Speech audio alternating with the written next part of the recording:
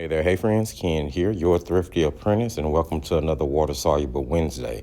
Today, friends, we are tackling a intermediate landscape, and I'm going to start off telling you what I'm using.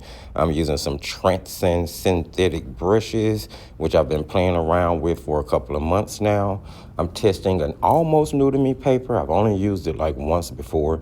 This is Hanamule or Hanamule, however you would like to pronounce it. Sugarcane paper. It is a 70% sugarcane, 30% cotton rag paper, and I really wanted to give it a try again. So I took some masking tape and blocked off an area of a 9x12 sheet of the paper, which this is on a block, so I really didn't need to tape it down. It was just more so to block out the area. And I am going to be using the paints that I filled my bamboo Vorja palette by Defyantarts with. And we're jumping straight in. So I took masking tape, or in this case, painter's tape, and tore it down so it have little jagged edges on both ends, and masked off 3 birch trees, which are going to sort of be in the front of my illustration once it's done. Now, this is a wonderful way to kind of block out trees, specifically birch trees, but even other trees, using masking tape or painter's tape versus having to use masking fluid or drawing gum, just in case you don't have any, or maybe you don't like using it, because I know some people don't really like the smell of masking fluid. And then I'm going to jump right in.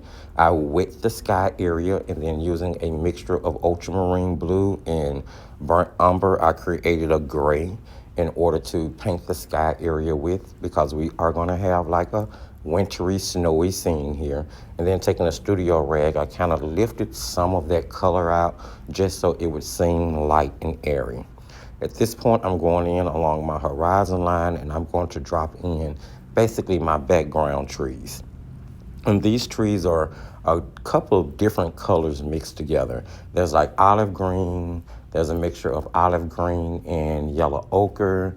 Then there's a mixture of olive green, yellow ochre, and ultramarine blue. And I just went back and forth between those 3 mixtures, painting in some really sort of loose, semi-defined trees, right, kind of ombrine from the lightest green all the way to the darkest green, till I reached what would be the trees that are going to be closer in the foreground. And because they're going from the bottom of the horizon all the way up, I'm kind of taking that off of my paper the closer I move to the left side, just so we have sort of this not only graduating effect in color, but in size as well. And you'll see that I blended the right end of that out. Just took a wet brush and kind of blended that paint out just a little bit so it'll be soft, because I know I'm going to be adding trees in that area as well. Now, jumping over to the right side of the page, looking at the screen anyway, I'm going to throw in a couple of more trees. Over here, I'm going to put in an evergreen or 2, and then I'm going to put in sort of a deciduous tree that is closest to the right side of the paper. Again, taking it from where the ground is starting all the way up the top of the paper. The closer an item is to you and the further up the paper it is, the bigger it seems. So it's going to make it appear like the trees that are on the extreme left and on the extreme right are closer to us than those lighter trees in the middle. This is just another way to kind of create distance, although the trees are closer to the viewer than, they may be in some other landscapes you've seen me paint. Now I'm going to throw in the indication of a couple of branches going up through that deciduous tree, just so it's not hanging out there in the air by itself, kind of floating around. And I'll take those branches all the way up through the top just for effect and to make it look like it's full. And again, that those leaves aren't just kind of hanging out on their own. I'm taking the burnt umber and ultramarine blue mixture, which gave me the gray, and I'm just kind of using it to paint in shadows under the tree areas on the little snowy bank that you would see. Now, we are going to be adding water to this scene, but we're not quite there yet. Right now, what I'm working on is just making sure you can see the indication of snow up under those trees. Just so it'll make sense a little later on once we start putting the actual snow on the branches. Now, jumping into painting the water, I'm going to do it just like I did the sky. I'm going to wet it. Start out by putting down that gray mixture that I used for the sky color, because what's in the sky would be reflecting into the water. And it helps keep it pretty easy, in all honesty, especially when you're painting something where the atmosphere is supposed to be cold and you'll have things that have snow or ice or have frozen over. So using that gray tone, especially a cooler gray tone, kind of helps set that atmosphere. Now, once I get all of the area where I want my water kind of based in, I'm going to go in and immediately put in the reflection from those trees. And I'm going to follow the color scheme. So where I had my lightest color on top of the horizon, I'm putting it below the horizon for the reflection. When I went into the medium green, I'm doing the same thing in the reflection. Where you have the darker green, I'm going to bring the same thing down in the reflection, darker green in the water, just kind of following the color scheme all the way across. And after I get the darker green in, I'm also going to take a studio rag and lift out the highlights where those birch trees are. I'm going to go ahead and get it in right away so that I don't forget and I don't cover it up. Now I'm moving over to the right side, and I'm going to also put down that shadow up under the deciduous tree there. And I'm just kind of hitting and miss with color. I'm not really being too particular. Again, this is a reflection, so it's not a lot to worry about. You just want to kind of make sure you keep it under the item that is reflecting. At this point, I go ahead and remove the masking tape, and you can see there I have like 3 really clear white areas in order to paint birch trees on. So like I told you guys, it's really, really cool way to mask out an area without really worrying about masking fluid or drawing gum. And at this point, I'm going to go in and, paint out those trees. I'm using the same neutral mixture from the burnt sienna and the ultramarine that I used in the sky, that I used the base in the water, and that's what I'm going to be using for the shadow color on the trees. Basically, you decide what side of the tree you want your shadow on, what side is going to be light. In this case, the left side of my trees are where the shadow is, and I sort of have the light reflecting to the right side. This is also a great reason or technique, should I say, to grab your credit card scraper and help put in that really papery texture on your birch trees. So basically put a strip of your shadow color down the shadow side of your tree, and then while it's still wet, you're going to take that credit card scraper and just start dragging that color over. In my case, horizontal strokes and horizontal lines in order to create that really papery texture. Now, the thing about doing this is that when you start to scrape in those marks, the paint is going to seep down into that abrasion because you are kind of damaging the paper a little bit. But it's going to create these darker shadow marks and give you some really natural looking birch trees, in my opinion anyway. And it's pretty easy to do. Just remember to blend that color so nothing looks like it's hard or it doesn't leave a harsh line of any type anywhere, and just get those painted in.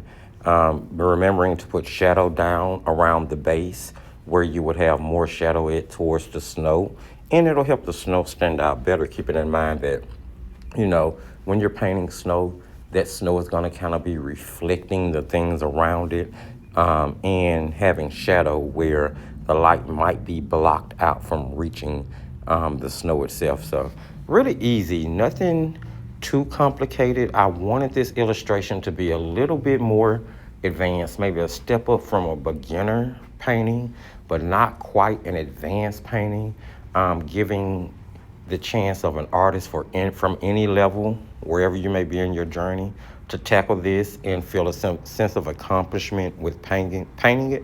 I'm sorry, I'm starting to get tongue-tied at this point. But yeah, so that's where we are with that. Now I'm going back in with that same dark mixture. I'm still using the same neutral mixture, which is the ultramarine blue and the burnt sienna. And I'm going to put on the really little thin branches you would find on a birch tree. Now, every now and then you find some big ones.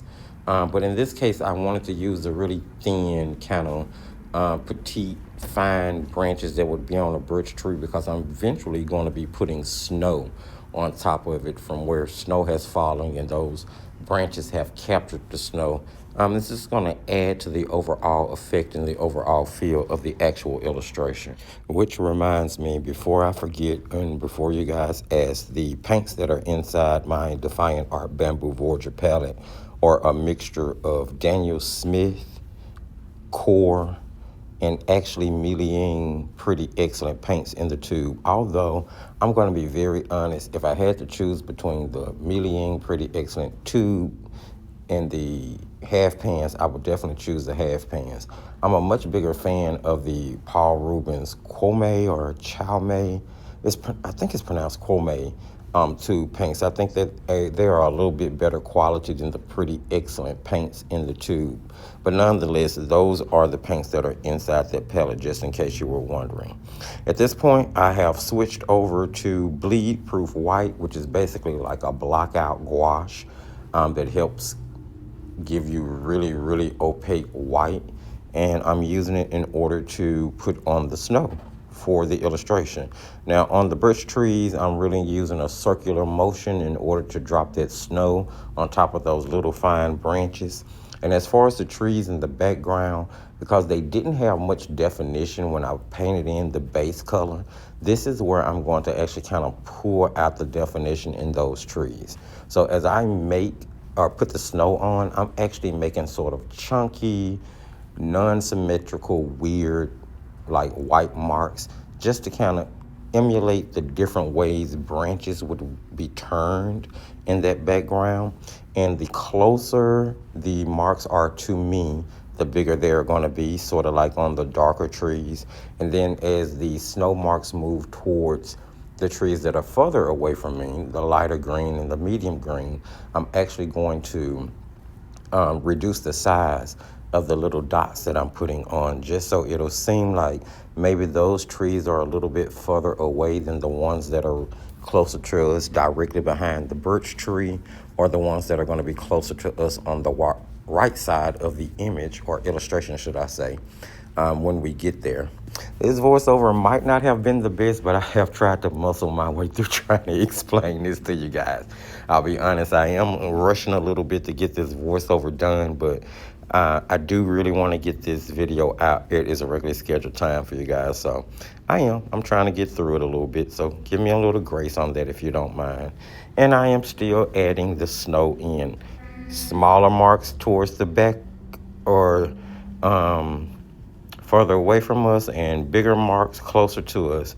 And I'll eventually get around to this right side here, which I'm doing now, and my marks will start to get bigger again because we're moving closer to the viewer again. So bigger on the extreme right side, bigger on the extreme left side, smaller towards the middle, so it'll look like it's going away from us.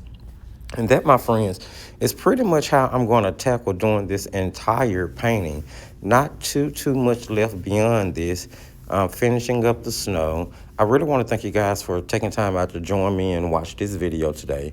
I did try to explain and walk through it, although it is time-lapsed. I hope it wasn't moving too fast, and do keep in mind that you can use the gear icon on your video player in order to slow the time-lapse down if you need to. I want you guys to remember to sprinkle a little love if you found this video helpful or you liked it in any way by giving the video a thumbs up. It's definitely going to help push it in front of other wonderful viewers like yourself. Hit up the comment section. Let me know what you thought of today's video and whether you're going to give this a try, because I would really like for you to. Share the video, because sharing is caring, and maybe someone else would love to see it. And do remember to check the video description for all of the relevant links. If you're new to the channel or returning and you haven't subscribed, do hit that subscription button and that notification bell so you'll know when we go live and when we upload. You're always welcome to join the Thrifty Defyantarts YouTube art community. I'd love to see you guys here, and I'd love to know that you watched the video. So drop your comment, and remember, as I always tell you at the end of every single one, just keep creating, my friends.